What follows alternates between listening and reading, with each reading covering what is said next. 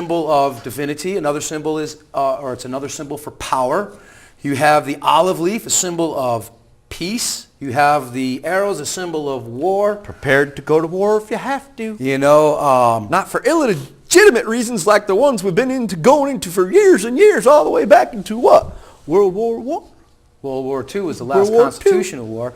You know, on the back side of the dollar bill, you have the two symbols. You know, you have also in here, you know, in the center of it, you've got the outpouring of God's glory. On the other side, the obverse, you have the all-seeing eye of God. That means he's omnipotent, omnipotent, omnipresent. He sees everything.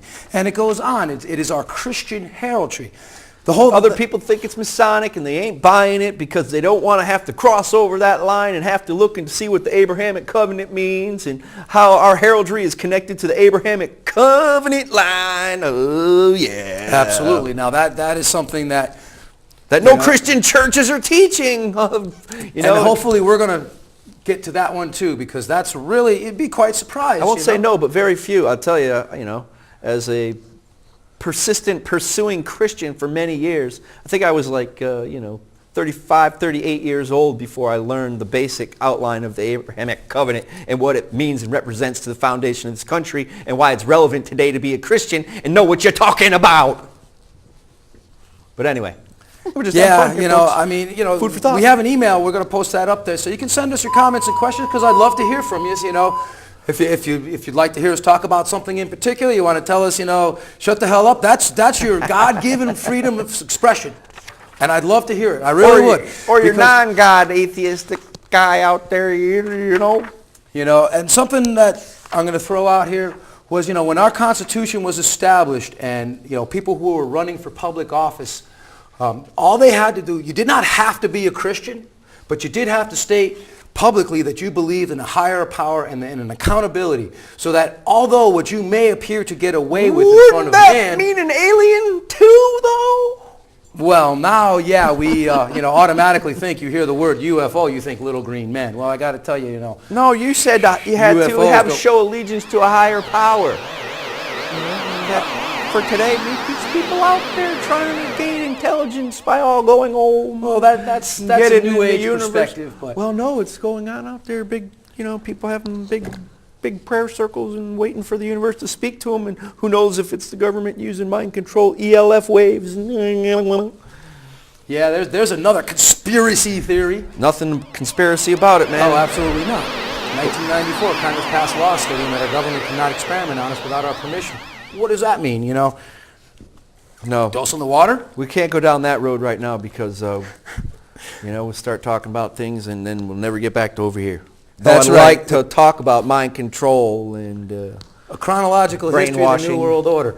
Now, last week we exposed this image once again, because, the Bavarian Illuminati, that's who's been doing it. We also going to go up to now, who's this guy? There are some people who will probably recognize that. Well, we got to help people understand the Illuminati. It morphs into different organizations and right. At this point, Illuminati's long gone. Well, its ideas and principles have worked into different, creating different ideas like socialism, communism, Marxism. All these things have been fabricated, and to use even what was it, Hitler?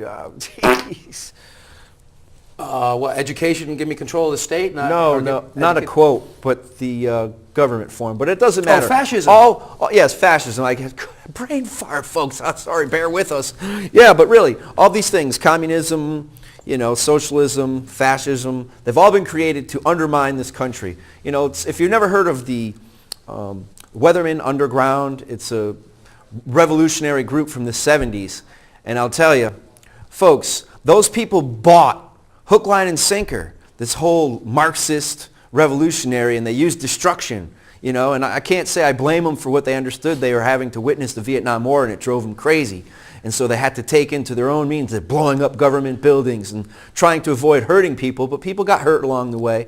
And this group was going on from the late 60s into the mid-70s, and it's an interesting organization historically of revolutionaries in our own country, and not too many people know about them. That's the Underground Weathermen.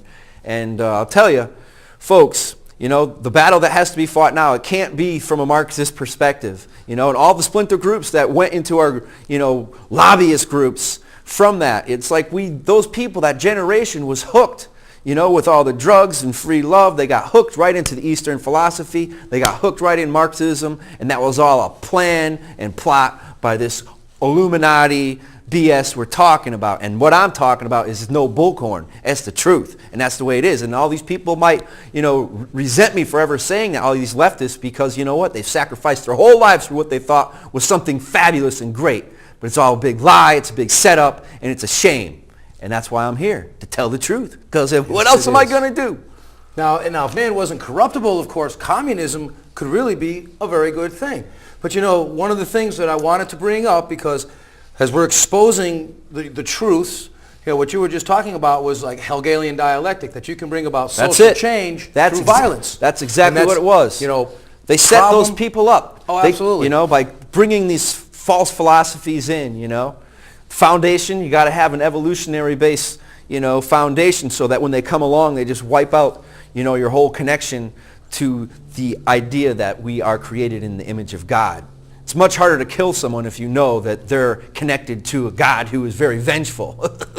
Yes, it is, and, Hegelian dialectic is one of those psychological warfare things.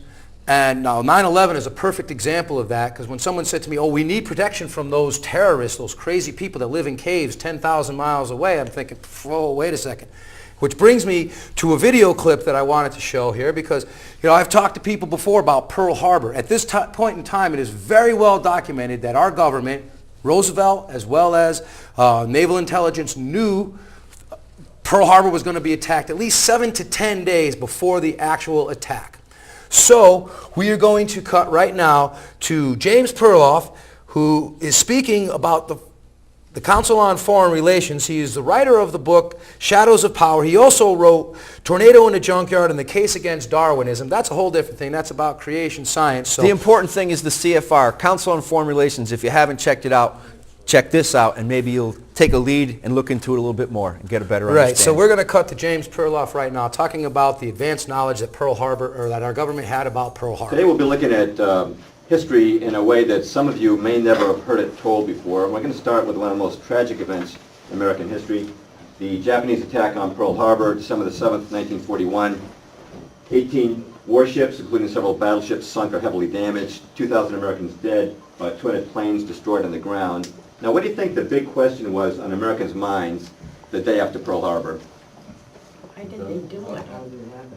Yeah, how could this tragedy have happened to the American people? So President Roosevelt appointed a commission to investigate that. It was called the Roberts Commission. And the Roberts Commission could be considered very Washington-friendly. It was headed by Owen Roberts, a Supreme Court justice on very good terms with Roosevelt. Roosevelt also appointed a retired admiral who had given a job in Lend-Lease, and the two Army generals, one was on the staff of the Army Chief of Staff, George Marshall, the other was his close personal friend.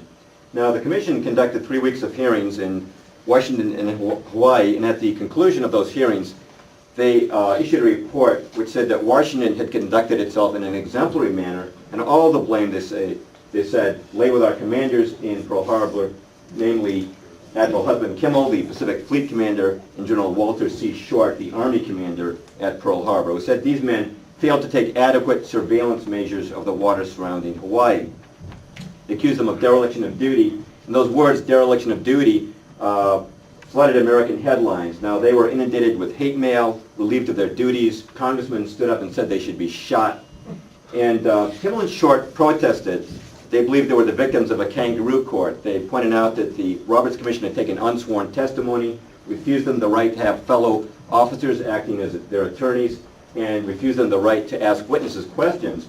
And there were a lot of congressmen then saying these two guys should be court-martialed. They said, yes, let us be court-martialed because we want the matter of Pearl Harbor to be resolved using established rules of evidence. But President Roosevelt said no. He said no court-martials at this time. He said, we're at war now. What possible good could come from court-martials? But Kimmel and Short kept pressing their case, as did Congress. And finally, in 1944, a resolution of Congress demanded that the trials take place. Congress said, hey, we're obviously winning the war now. What's the problem with letting these two men have their day in court? So in 1944, the Naval Court of Inquiry convened in the Army Pearl Harbor Board. Now, at these two hearings, the attorneys for Kimmel and Short presented undeniable evidence that Washington had foreknowledge